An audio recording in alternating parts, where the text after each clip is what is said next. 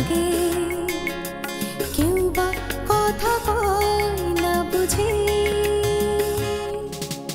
কেউ বা ভাবে, কেউ বা দেখে, কেউ বা কারো লক্ষ্য রাখে।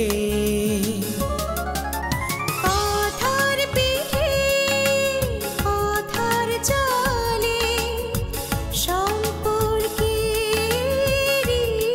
টানে, ভালোবাসা পাল উড়িয়ে মিলিয়ে যায় এক বাঁধনে।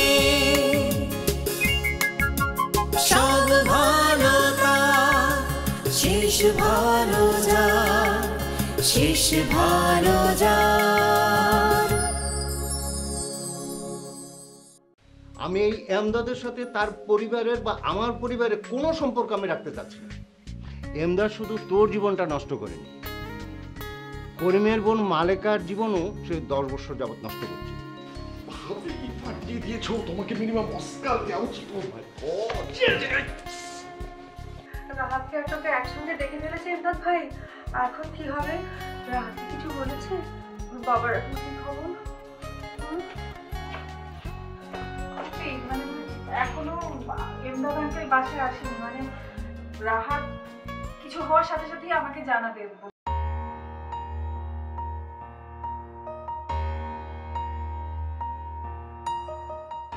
আমি তোমাদের সব ব্যাপারে কোনো কথা বলতে চাই না, বলার ইচ্ছাও আমার নেই। তুমি তোমার ছেলের বিয়ে দেবে, তোমার ছেলের বিয়ে তো বারবার দিতে পারবে না, পারবে? তাহলে তোমার একটু ভাবা দরকার নাকি? ভাইজান, মানে আমার মনে হয় আপনারা চিন্তা করবেন না, দেখবেন সব সব ঠিক হয়ে যাবে। আর এই তুমি শুধু বসে বসে গল্প করছো কেন? তোমার না এখন হক সাহেবের বাসায় যাওয়ার কথা কার্ড দিতে। হ্যাঁ ঠিক আছে, আমি যাচ্ছি। শোনো, এই ডেকোরেটরের লোক আসবে, এলে আমাকে একটু ফোনে ধরিয়ে দিন। আচ্ছা আচ্ছা ঠিক আছে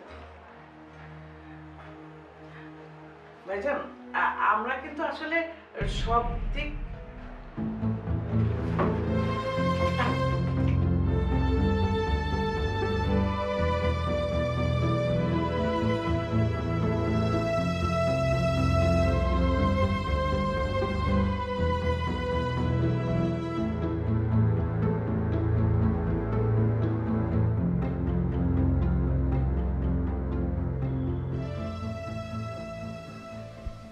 ছোট সাহেব, ওকে চিনেছেন?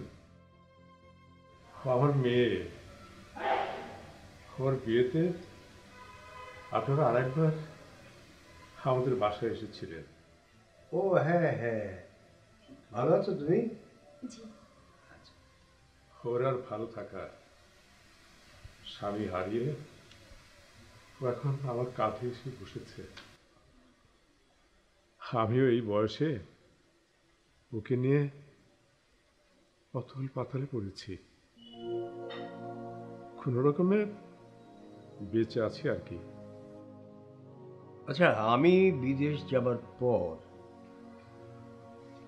আপনি বোধহয় আমার বাবাকে কোনো একটা বিশেষ ব্যাপারে সাহায্য করেছিলেন। ছোট সাহেব, আমি বেতনভোগী কর্মচারী, আমার দায়িত্বই হচ্ছে মালিকের সর্বপ্রকার সাহায্য করা। তাই আমি যতটুকু পেরেছি আমি চেষ্টা করেছি। না, বাবার ভাষ্য অনুযায়ী আপনি একবার আমাদের পরিবারকে অসম্মানের হাত থেকে বাঁচিয়েছিলেন। আচ্ছা, আপনার মেয়ে তো পড়াশোনা করেছে, তাই না? হ্যাঁ, করেছে। আপনি যদি চান তাহলে আমি ওকে একটা চাকরির ব্যবস্থা করে দিতে পারি।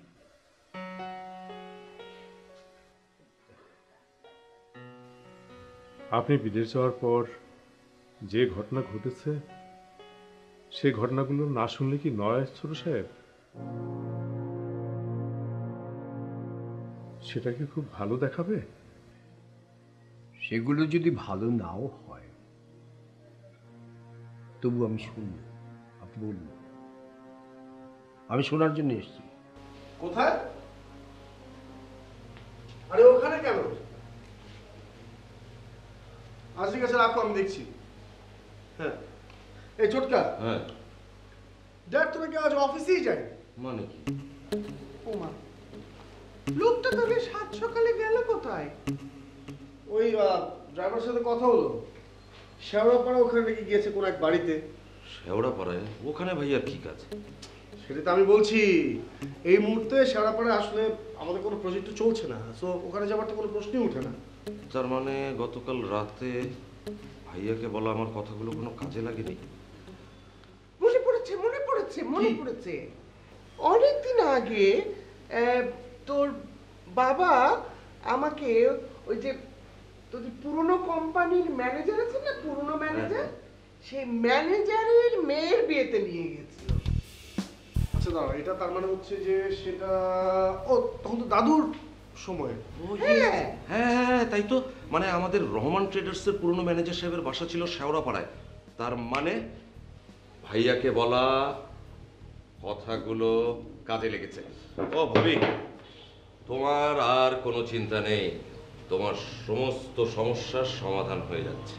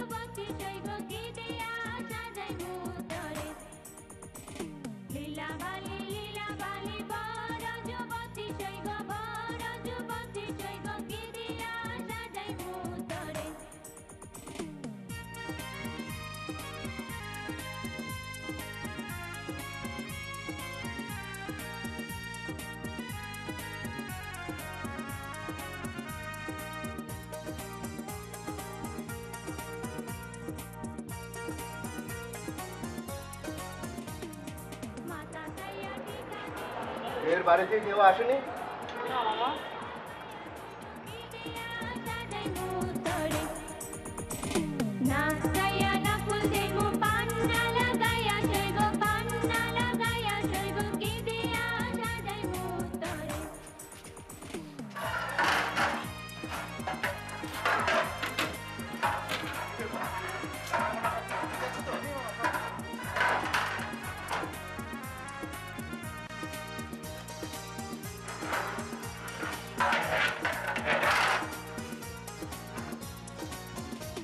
ছোট সাহেব, আপনার সঙ্গে রেহানার সম্পর্ক বড় স্যার কিছুতেই মেনে নিতে পারছিলেন না,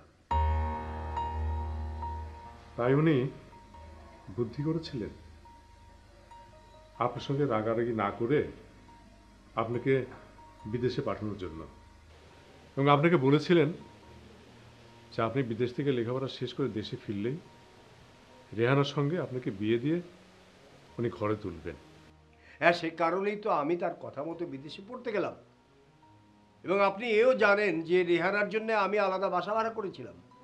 হ্যাঁ, বড় স্যার সেটা জানার পরে বুঝেছিলেন কিছুতেই আপনাকে মারানো যাবে না, তাই যে কোনোভাবেই হোক আপনাকে ঢাকা থেকে বিদেশে পাঠিয়ে দেওয়ার জন্য উনি সচেষ্ট হন। আচ্ছা, রেহানার সাথে বাবা কিরকম কি করেছিলেন বলুন? সে কথাটা বলতে গেলে আমার খুব লজ্জা করে, তবু আমার হাতে সময় নেই, আমি সে কথাটা আপনাকে বলেই যেতে চাই। বাবা হয়ে বড় স্যার ছেলের সাথে বিশ্বাসঘাতকতা করতে চায়নি, তাই সব কিছু কিন্তু আমাকেই করতে হয়েছে। অবশ্য সব বুদ্ধি দিয়েছেন বড় স্যারে। না, আমি জানতে চাচ্ছি রেহানার সাথে আপনারা কি করেছিলেন যার জন্য আমাকে ভুলে গিয়ে সে করিমকে বিয়ে করতে বাধ্য হয়? ওই সময়ে ঢাকা শহরে একাকী থাকা একটি মেয়েকে বিয়ে করতে বাধ্য করার জন্য যা যা করা প্রয়োজন আমরা তাই করেছি। এমনকি তার প্রতিদিনের চলার পথে আমরা কাঁটা বিছিয়ে দিয়েছি। যদিও এই কাজটি করেছি আমি, কিন্তু সব কিছু বুদ্ধি দিয়েছেন বড় স্যারে।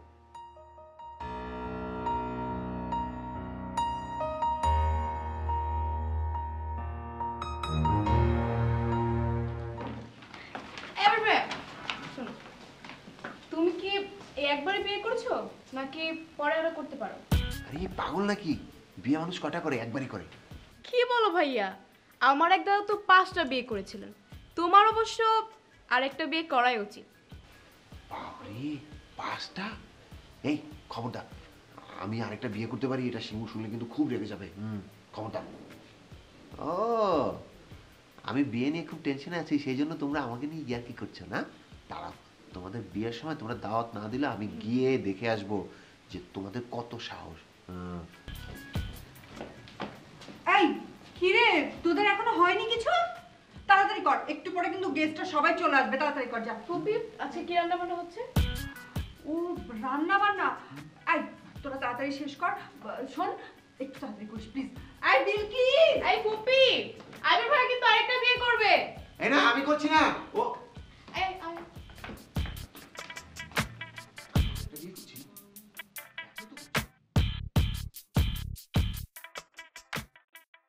না ইসাক, আমি একদম কৌতূহল ধরে রাখতে পারছি না। তুমি আমাকে সত্যি করে বলো তো, তোমার ভাইয়াকে তুমি আসলে কি কি বলেছো? যে কথাগুলো ভাইয়ার আরও আগে শোনা দরকার ছিল, যেগুলো জানতে পারলে ভাইয়া হয়তো নিজের ভুলগুলো শুধরে নিতে পারত। আচ্ছা ছোটকা, আমাকে একটু ডিটেলভাবে বলো তো প্লিজ। আমি না মানে নিজেও এখন কিউরিওসিটি ফিল করছি।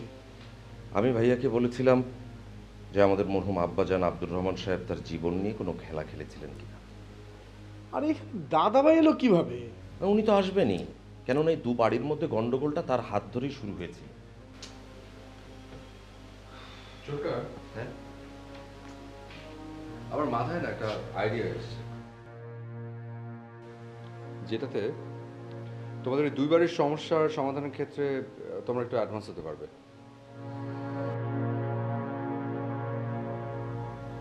কি আইডিয়া? আগে একটু ইমপ্লিমেন্ট করার চেষ্টা করি, তারপর বলছি।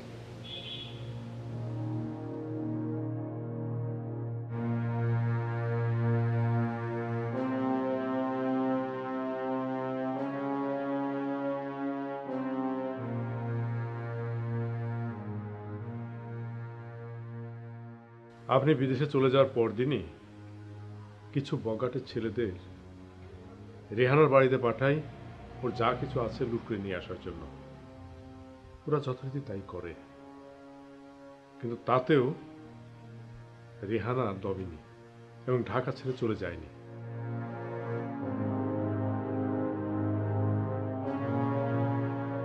তারপর আপনারা কি করলেন? মেয়েটা যে অফিসে ছোট একটা চাকরি করতেন, সেই অফিসের মালিককে বলে ওকে চাকরিচ্যুত করা হয়। কিন্তু তারপরেও রেহানা পরাজয় স্বীকার করে। আর তখনই বোধহয় রেহানা করিমকে বিয়ে করতে বাধ্য হয়। আপনি যাকে এত ভালোবেসেছিলেন তার সম্পর্কে দেখে আপনার কোনো ধারণাই নেই?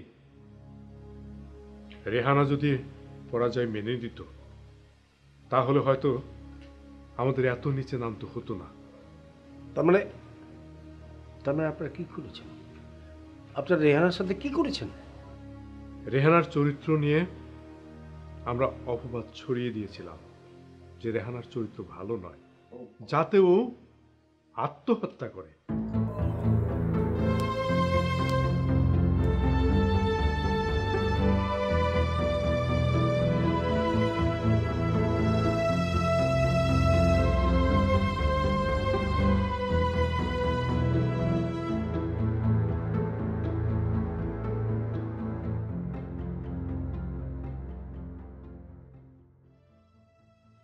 কি ব্যাপার? মানুষ মেয়ে বিয়ে দিতে গেলে মন খারাপ করে, তুমি দেখছি ছেলে বিয়ে দিতেও মন খারাপ করে আছো।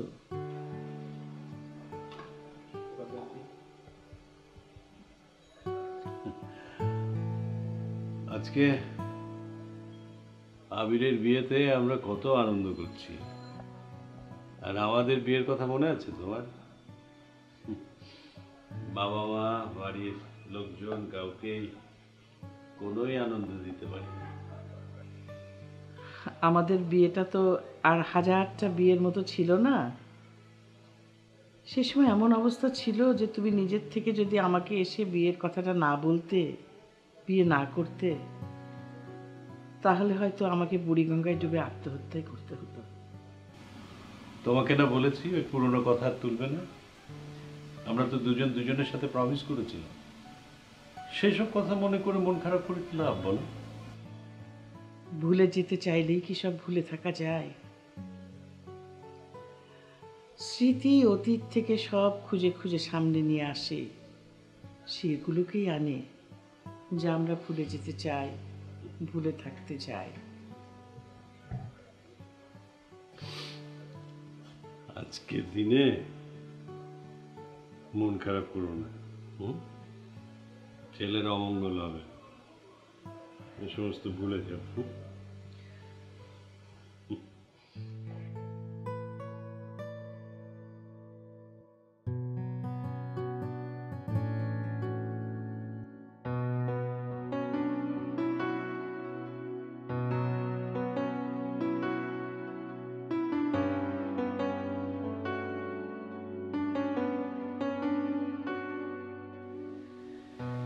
এই শহরে একলা থাকা একটা মেয়ে, তার চরিত্র নিয়ে এরকম মিথ্যা অপবাদ দিতে আপনারা কি করে পারলেন?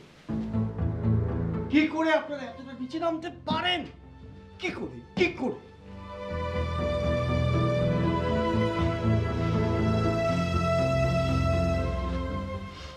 আপনি বিদেশ থেকে ফিরে এসেই রেহানাকে বিয়ে করতে, কিন্তু বড় স্যার কিছুদিন তা মেনে নিতে পারছিলেন না।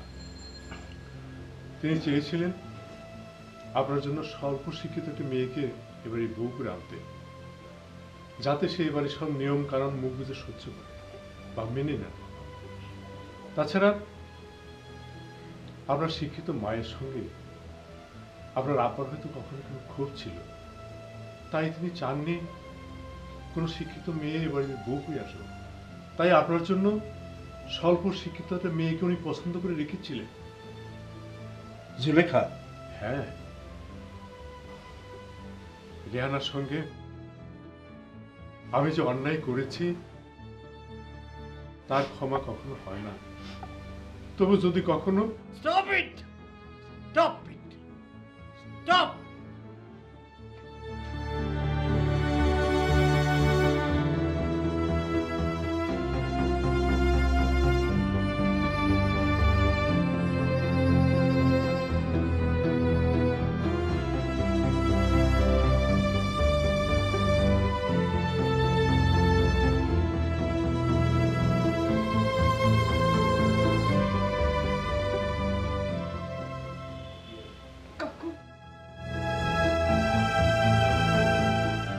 পারলে আমার বাবাকে ক্ষমা করে দিন।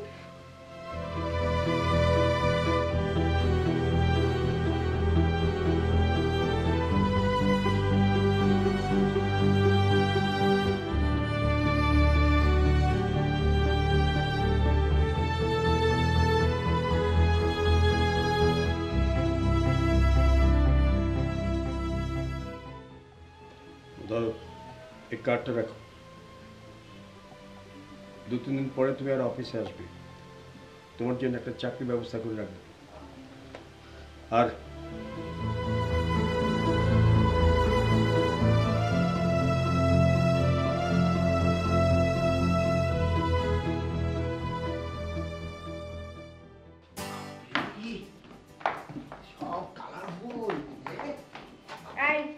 দেখেছিস, আমি কাজে হাত না দিলে তো তোরা কাজ করতেই পারতি না, এতক্ষণে শেষও হতো না। তুমি তো 10 হাতে দেবী দুর্গা, তবে আমি যদি আমাদের বিরক্ত না করতো তাহলে অনেক আগে কাজগুলো শেষ হয়ে যেত। এই খবরদার আমার নামে একদম মিথ্যা কথা বলবে না। হ্যাঁ এই তুই না বল তুই মেয়েদের পেছনে পেছনে পেছনে ফেঁকা করে ঘুরে বেড়াচ্ছিস কেন? যা ঘরে যা। আমি কোথায় পেছনে? আমি তো তখন আগে ছিলাম, আমার পেছনে সবাই ছিল। আচ্ছা ঠিক আছে যাচ্ছি। এই যে জায়গা দিচ্ছে না।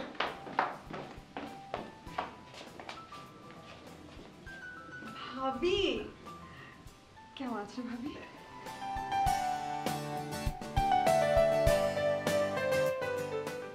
মালেকানা কতদিন পর দেখা, ইসাকের কাছে সব শুনেছি।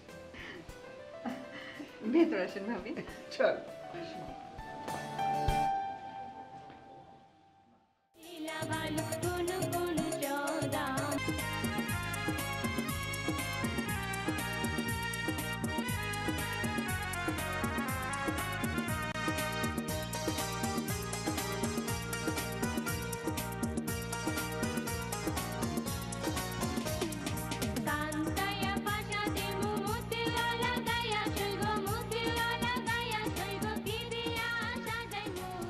আজ আমার দাদার গায়ে হলুদ, সবাই ভীষণ খুশি, বাবা মা তো অনেক খুশি। আমার কি আনন্দ হচ্ছে, কিন্তু ভয়ও হচ্ছে। সবার মনের মধ্যে একটা জিনিস তো কাজ করছে, এই দুটো পরিবার জানি না কি হবে।